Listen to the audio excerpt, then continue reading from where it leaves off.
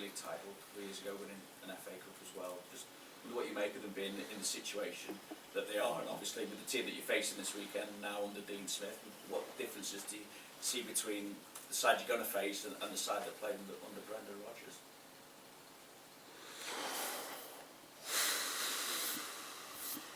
It was the first year when I arrived there. My first season, Leicester won the league. Yeah. Special story, very special story, will stay forever. But yeah, now the situation is obviously completely different. I cannot really and don't want to compare with Brendan's team and now Dean Smith's team. So they are in a relegation battle. It's obvious. I saw after this meeting, we have to analyze. After this press conference, we have to analyze meeting. But I saw the game against Everton, for example. Really good spells in the game. It was a really good footballing team. Yeah, but how we all always were and will be in the relegation battle, you are not always the best version of yourself. So that's why it makes it so difficult. Yeah? So it makes it so difficult to be there. But what we have to expect is a team who wants to stay in the league and will fight for that with all they have. That's what we have to expect. I told that the boys already at the start of our training week. And I said, okay, this is now the real fight, and we have to make sure that we are ready for that, because home game for Leicester, and the game after us is, I think, Newcastle, if I'm right. So that's not an easy game as well, and they need all the points they can get. So I expect a super difficult and super intense game, to be honest. So big fight, and with brilliant footballers on the pitch still. So and that makes it tricky. Just with players coming back for yourself, Bobby and Naby, any chance they'll be involved this weekend? No. We're not in team training yet. I saw Bobby yesterday training. He looks like pretty much nearly there, but I don't think he will be in for the weekend. If he's now when I go out here and he will be in the session, I would be surprised. But I assume that we start with him team training wise after the Leicester game, and Naby no. You've spoken a bit over the last few weeks about laying foundations to move forward, given the run that you're on at the minute as well. And we've also spoken about supplementing the squad with signings in the summer as well. But I think you're of the view, correct me if I'm wrong, that players don't want to join when you haven't got Champions League football. Then you would question whether they are right for the club. So where are you at in terms of finding the players with the right attitude, and how confident are you of landing your number one targets, whether you got Champions League or not? Oh, it's not about that. It's when I talk to a player, and if I'm allowed to talk to a player, which is fairly the case, to be honest. But in the moment when you are, then when you talk, then you realize then that he, in his eye, but then it's already clarified, because we cannot tell anybody in the moment that we will be definitely in Champions League next year. So if he's talking to us, then it's probably already clear that he knows about that situation. But it's just a general thing. I think if you join a club, it's not what you want to reach something together with the club and not serving on the wave the club created before. So it's one thing, but of course it's obvious that we have to fight for being part of the Champions League and have to fight for trophies and these kind of things. And if you want to be part of that, then you're more than welcome. There's only one thing which we cannot guarantee this year, and this is Champions League football. But all the rest is the same like it was before. It's a fantastic club with a really, really good football team, and an even better one probably, hopefully, next year. So that's it, and that's not so difficult. I've barely faced a situation that you are in a talk with a player and everything sounds great, and in the end he says, okay, now see you if. So that happens not really often. Still Liverpool. So, and that means it will be really attractive for a lot of players, and should not forget that. And that's why I'm not concerned about that fact. Of course, everything is more difficult without Champions League. That's how it is, especially in the long term. So we should not do these kind of things more often. But apart from that, it's absolutely okay, the situation we are in from a talking point of view and from a convincing point of view. I just wondered what you feel the main reason for the turnaround in results has been for Liverpool. Is it a particular game or incident that sparked this run of form and good results? We spoke about that quite frequently. About that, we tried to give ourselves the chance for a fresh start with a lot of different things. Maybe the different football things. Had kind of a new start. We agreed on that in the week.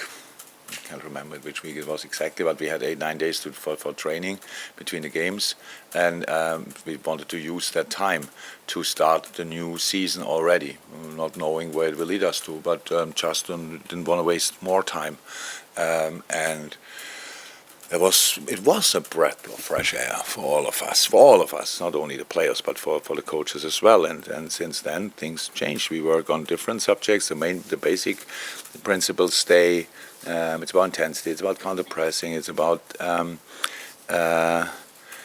generally intensive football. These kind of things. But we want to control the game differently. We want to protect our game differently in different formation. We want to build up differently. So there's so many things that are different, and it's really, to be honest, it's really good fun for us. So to think about it, to work on it, to create something new for us, and that's what we did. And then the results came in. That's for sure no complete coincidence, but we know that we needed luck in moments as well. Luck we maybe didn't have in other games before, but now we are in the situation we are in, and now we have 3 more games to play, and it's still the same. We already prepare the next season, but knowing that this season is a lot to play for, and that's exactly what we do. So sometimes you need to change big things to get a turnaround. Most of the time it's only little things, but sometimes you have to change big things. And I think after when the coach is in for 7.5 years,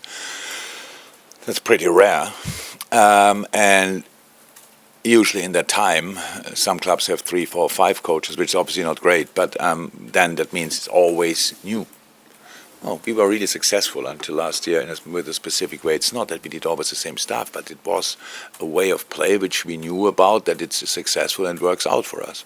And all of a sudden it didn't work out for us anymore. It was always clear that we have to change things, but that was at least one good thing of this season, that there were the good reason to change things. Imagine we would have changed everything after we won nearly 4 trophies in the start of the new season, and then we play bad. That would have been really tricky.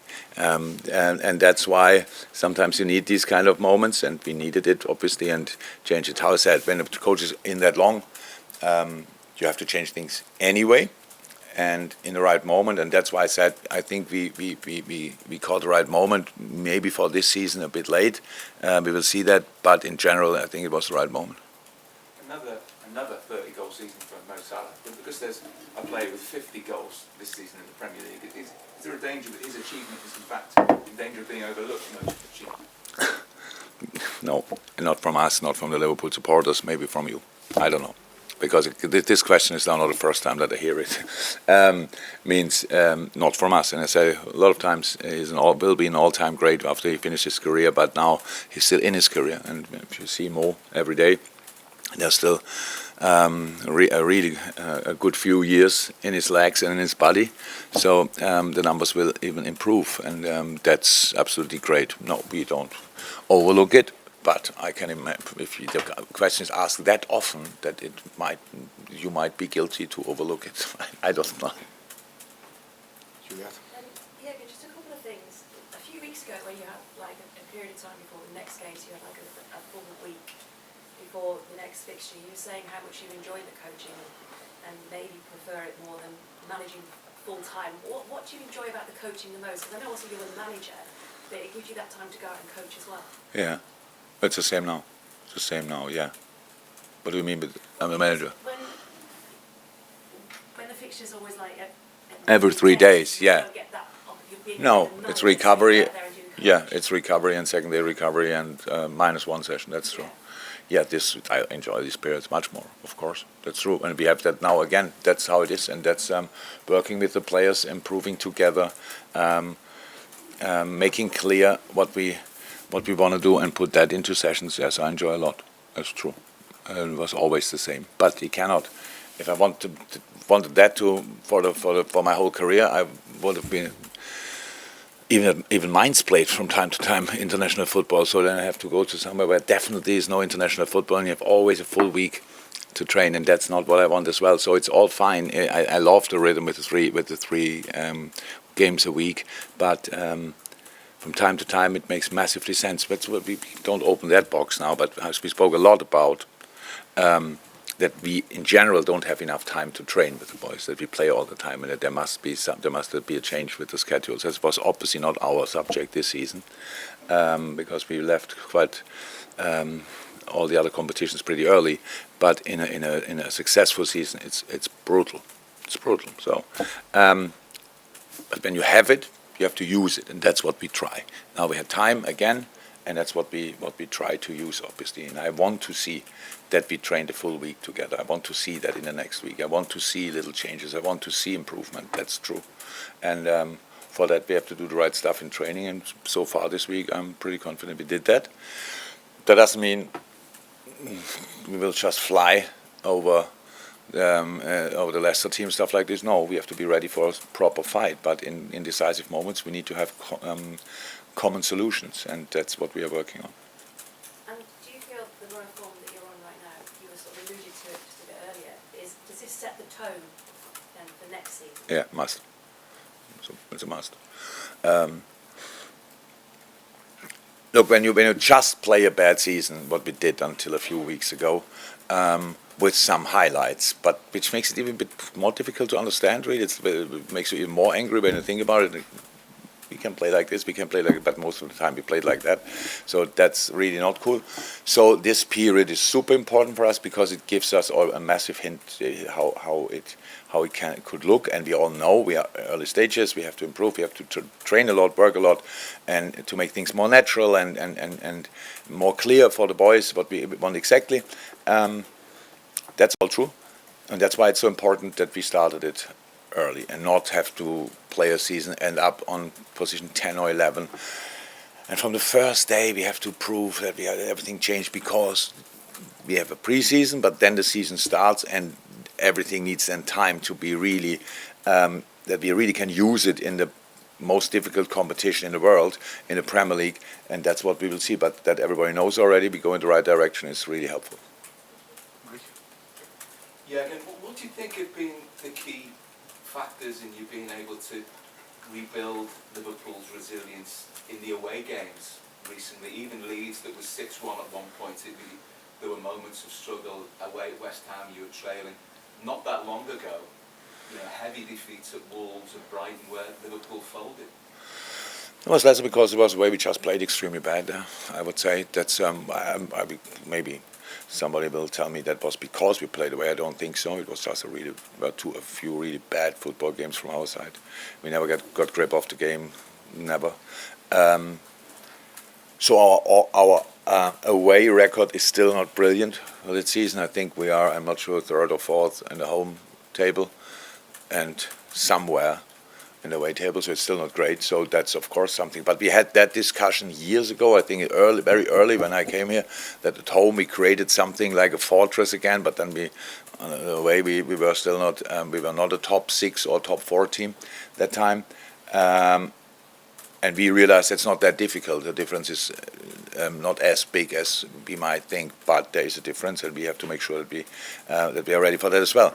That Anfield is a massive help and boost in a lot of moments. It's no secret, and we don't have that, but we have 3,000, 4,000, 5,000 people away, and they are completely mad. They are completely on their toes for the whole 95 minutes. Maybe some of them don't see us every week and have to travel a lot or are from the area where we are playing. So they are really excited, and I love that. I love the way atmosphere these people create. So it's not about that. We just were not consistent enough. So we needed too much help from the outside in moments this season, and didn't use it then always. That's why we are in the position we are. So, but again, we play a really bad season. I think everybody in this room agrees. And now we have 62 points.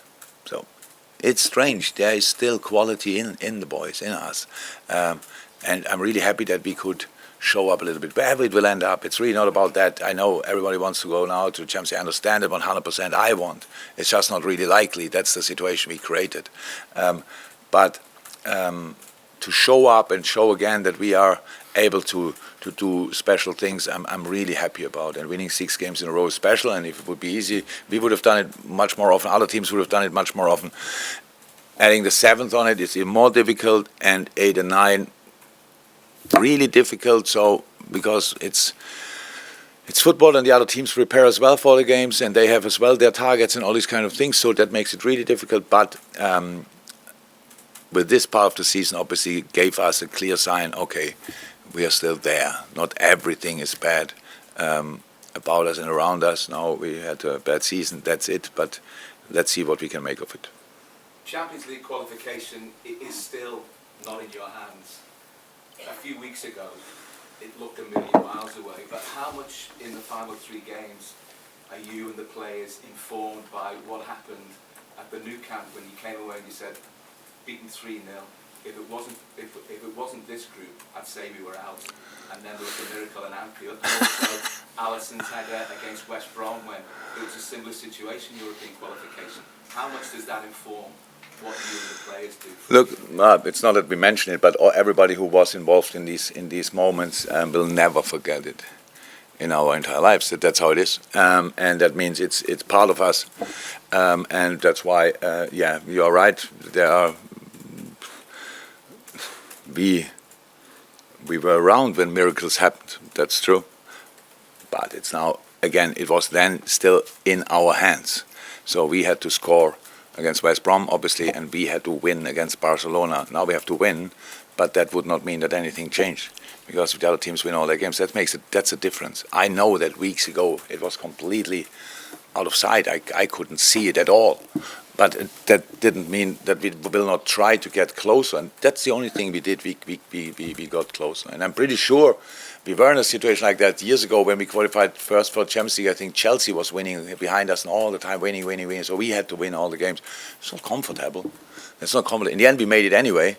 So, and that's what I expect. It's not comfortable. For Newcastle and United would be happy probably if we would not be there anymore. And Brighton just starts losing from now on, and Tottenham, and that's just safe, and they can concentrate on other stuff. I don't know what. And but still, it's more likely that they will do it, and I respect that. If they finish the season above us, they deserve it, and that's how I see it. Carl? Hi. Just on that not being comfortable when you're being pushed by other people, these 6 wins in a row, do you think it has exerted any pressure on the team's ability? I don't have to say anything about that. I said already too much for all the headlines. It's because you always pick out little things. If I say that, then Daily Mail makes of it. We put them under pressure and stuff like this. That's absolutely not what I want to, because it's not about that. It's not about that. It's just about us winning. And what I said was, when we were in a similar situation, it's not comfortable. So that's it. And now make of it what you want. And I don't know. I thought my answer was clear enough that you don't have to ask the question again to get something out of it. That's really, yeah, not too cool. Any more for the Open? Oh, Or we'll we have still the embargo. move on to the embargoes.